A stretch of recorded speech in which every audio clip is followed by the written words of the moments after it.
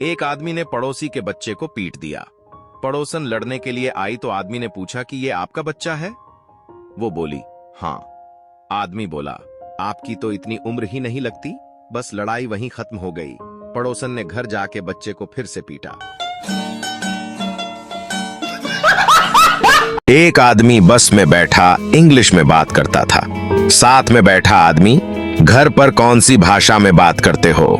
आदमी, घर पर तो गूंगा बनकर रहता हूं, बोलते ही बीवी के साथ लड़ाई हो जाती है।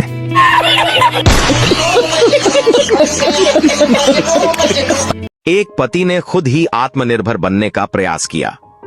किचन में गया, 4 पीस ब्रेड सेकी और हरी चटनी लगाकर खा लिया।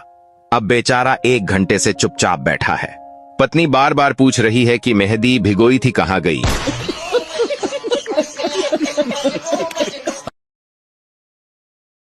कॉलेज में एक खूबसूरत लड़की एक युवक के पास आई और बोली, hi, I am Anushka, first year arts and आप। युवक गर्व से मुस्कुराते हुए, मैं अपने बेटे की फीस जमा करने आया हूं।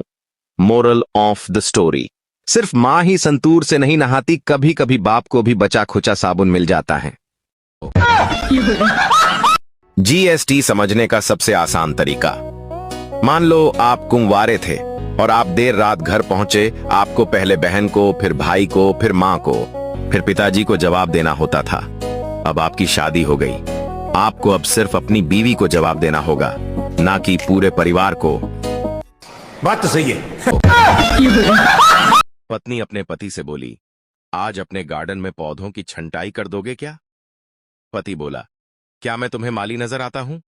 पत्नी चुप हो गई। थोड़ी देर बाद पत्नी फिर बोली, दरवाजे का हैंडल ढीला हो गया है, थोड़ा टाइट कर दो ना। पति बोला, क्या मैं तुम्हें बढ़ई नजर आता हूं?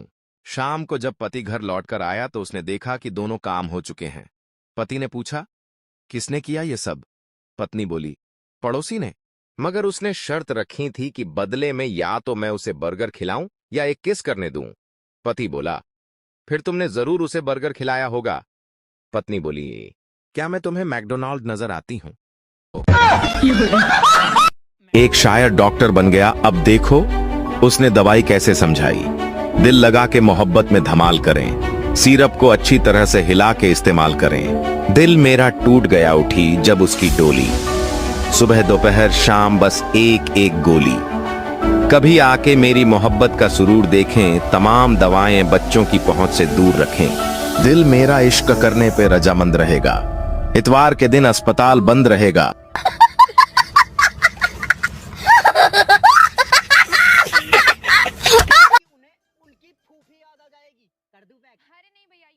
पापा ने पूछा, क्या पोजीशन मिली स्कूल में? पुत्र ने बताया, 2nd पोजीशन मिली। पापा बोले, क्यों इस बार फर्स्ट रैंक से फिसल कैसे गया नालायक? पुत्र बोले, नहीं पापा, मेरे और अनिल के सेम मार्क्स आए। पापा ने पूछा, फिर तुम्हें 2nd रैंक क्यों मिली? पुत्र ने कहा, एक समान मार्क्स होने पर स्कूल वालों ने डकवर्थ लेविस सिस्टम अपनाया।